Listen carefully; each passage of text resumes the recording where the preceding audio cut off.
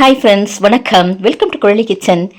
இன்றைக்கி நம்ம எங்கே இருக்கோம் அப்படின்னா, ஜார்க்கண்ட் மாநிலத்திலங்க தியோகரில் அமைந்துள்ள சிவபெருமானின் கோயிலுக்கு தான் நம்ம வந்திருக்கோம்.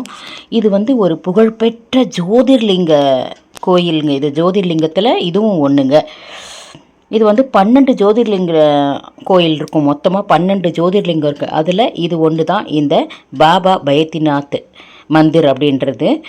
இதில் பாருங்கள், மேலே விசேஷம் என்னென்னா, அந்த சிவனுக்கும் அம்பாளுக்கும் நிறைய கயிறு கட்டியிருப்பாங்க. அங்கே நாங்கள் காலையில் என்ட்ரு ஆகும்போது இதெல்லாம் கயிறு கட்டியிருப்பாங்க. அது ஒரு மாதிரி கணவன் மனைவி ஒற்றுமையை குறிக்குதுன்னு சொல்கிறாங்க. இங்கே இது மாதிரி கங்காஜலம் நிறைய விற்கிறாங்கங்க. இந்த கங்காஜலம் எதுக்குன்னா, அங்கே சிவபெருமானுக்கு அபிஷேகம் பண்ணுறதுக்காகவே விற்கிறாங்க. இந்த சிவபெருமானை வழிபட்டால் நமக்கு நோயெல்லாம் குணமாகும் அப்படின்றது ஒரு ஐதீகம். தமிழ்நாட்டில் கூட வைத்தீஸ்வரன் கோயில் இருக்குது இல்லைங்களா? வைத்தீஸ்வரன் அப்படின்னாலே இந்த நோய் தீர்க்கும் கடவுள் தான். அதே மாதிரி தான் வைத்தியநாத் அப்படின்ற பேரும் நோய் தீர்க்கும் கடவுள் தான். இந்த ஜோதிர்லிங்கத்தோட ஒரு சக்தி பீடமும் இங்கே இருக்குதுங்க. அது சிறப்பு இங்கே. அப்புறம் இந்த சிவனுக்கு கங்கை நீரால் அபிஷேகம் செய்து வழிபடுவது சிறப்பு. அதனால தான் அங்கே எங்கே பார்த்தாலும் அந்த கங்கா ஜலம் விற்கிறாங்க. அதை நாங்களும் வாங்கிட்டு போனோம். வாங்கிட்டு போய் அந்த சிவன் மேலே நம்மளே அபிஷேகம் பண்ணலாம், பூ போடலாம், எல்லாம் நம்மளே செய்யலாம். அவ்வளோ சிறப்பு. நம்ம வடநாட்டில் நம்மளே லிங்கத்துக்கு அபிஷேகம் பண்ணி பூ போடுறது அதெல்லாம் நம்ம செய்யலாங்க. நம்ம இங்கே தென்னாட்டில் அவ்வளோவா விட மாட்டாங்க. ஆனால் வடநாட்டில் அதே மாதிரி விடுறாங்கங்க. நம்மளே செய்யலாம் அபிஷேகம்லாம். அது சிறப்பாக இருக்குது.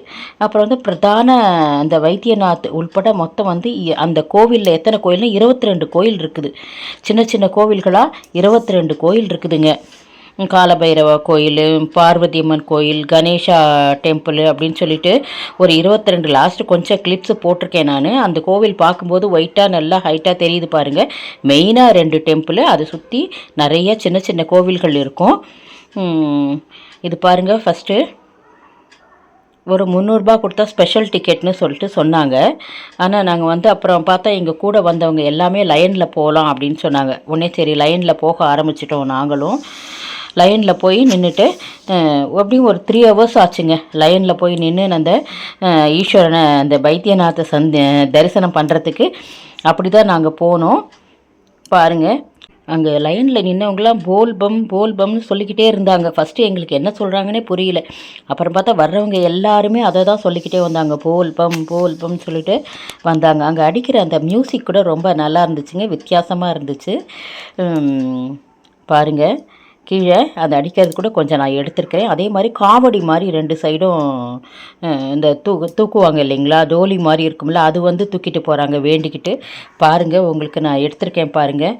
சுற்றி ரொம்ப நல்லா தெரியுது பாருங்கள் கோவில்கள்லாம், அங்கே இருக்கிற கோவில்கள்லாம். இந்த இடத்துல இதுக்கு ஒரு கதையும் இருக்குதுங்க, ஒரு சின்ன கதை. ராவணன் தனது 9 தலைகளையும் பலி கொடுத்துட்டு 10வது தலையை பலி கொடுக்கும்போது சிவன் அவருக்கு முன்னால் தோண்டி உனக்கு என்ன வரம் வேணும் அப்படின்னு சொல்லிட்டு கேட்குறாங்களாம்.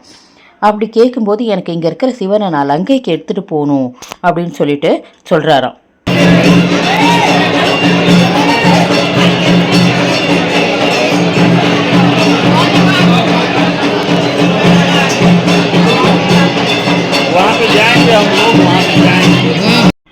போகிற வழியில் ஒரு அவசர வேலை நிமித்தமாக அந்த லிங்கத்தை ஒரு இடையன்கிட்ட கொடுத்துட்டு வந்துட்டு கொஞ்சம் நேரம் வச்சுருப்பான்னு சொல்லிட்டு கொடுத்துட்டு போகிறாராம். அப்படி போகும்போது ராவணன் ரொம்ப நேரம் வராததால் அந்த இடத்துலையே வச்சுட்டு அந்த இடையன் போயிடுறாங்களாம். அப்போ கோபமடைந்த அதனால் என்ன ஆயிடுச்சுன்னா, அந்த லிங்கம் அங்கேயே பிரதிஷ்டை பண்ண மாதிரி ஆயிடுச்சான். ஒன்று கோபமடைந்த ராவணன் அந்த சிவலிங்கத்தையும் கொஞ்சம் அப்படியே டேமேஜ் பண்ணிடுறாராம். சிவலிங்கம் இங்கே இருந்த காரணத்தால் இந்த கோயில் இந்த இடத்துல வந்துருச்சு அப்படின்னு சொல்கிறாங்கங்க. வருஷம் இங்கே சர்வமேளா அப்படின்ற திருவிழாவும் நடக்குமாங்க. அதுக்கு லட்சக்கணக்கான மக்கள் வருவாங்களாம். பாருங்கள், நாங்களும் எல்லாம் வாங்கிட்டு போகிறோம்.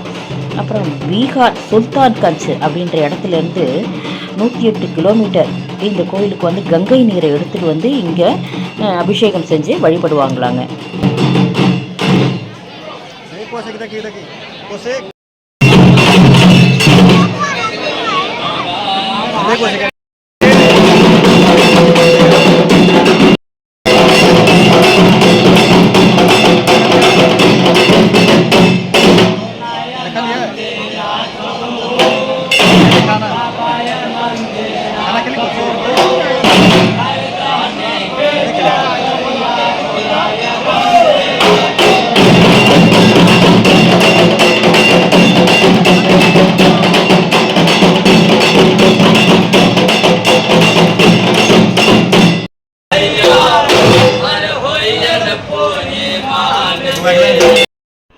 பாபா பைத்தியநாத் கோயிலுக்கு வந்து நாங்கள் ஜேசிடியில் இறங்கணும் இல்லைங்களா, அங்கே இறங்கிட்டு அங்கேருந்து ஒரு ஷேர் ஆட்டோங்க, ஒருத்தவங்களுக்கு 30 ருபீஸ்னு சொல்கிறாங்க.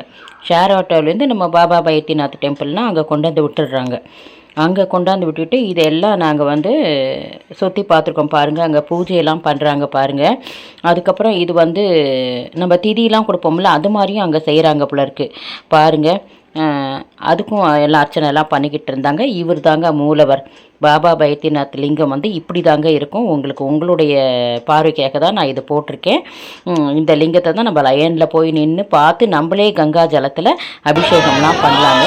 அங்கே சுற்றி இருக்கிற கோவில்லாம் நான் வந்து என்னென்ன கோயில் இருக்குதுன்னு சொல்லிட்டு அந்த போர்டு வண்டி கொஞ்சம் போட்டிருக்கேங்க, அதையும் பார்த்துக்கோங்க.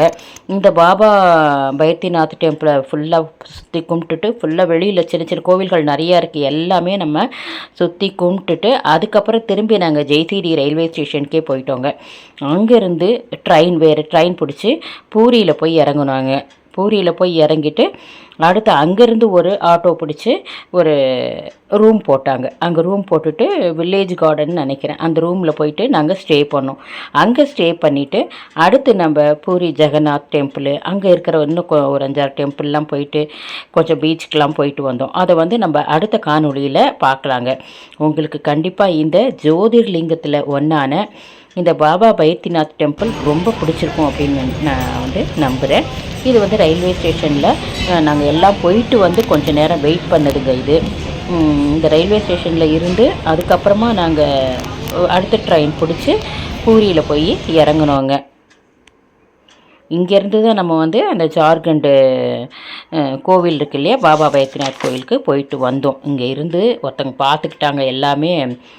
நான் சொன்னேன் இல்லையா பத்ரி சார்னு சொல்லிட்டு, அவர் தான் எல்லாத்தையும் பார்த்துக்கிட்டு ஒரு பேட்சாக கோயிலுக்கு அனுப்பிச்சிட்டாங்க. காலையில் 5 மணிலேருந்து ஒரு பேட்சாக நாங்கள்லாம் போயிட்டு வந்து அதுக்கப்புறம் கிளம்புறதுங்க. இது பூரிக்கு கிளம்புறது தான் இது. உங்களுக்கு இந்த காணொளி பிடிச்சிருந்துச்சுன்னா குழலி கிச்சன் சேனலை like, share, comment and subscribe my dear friends. வாழ்க வளமுடன். நன்றி.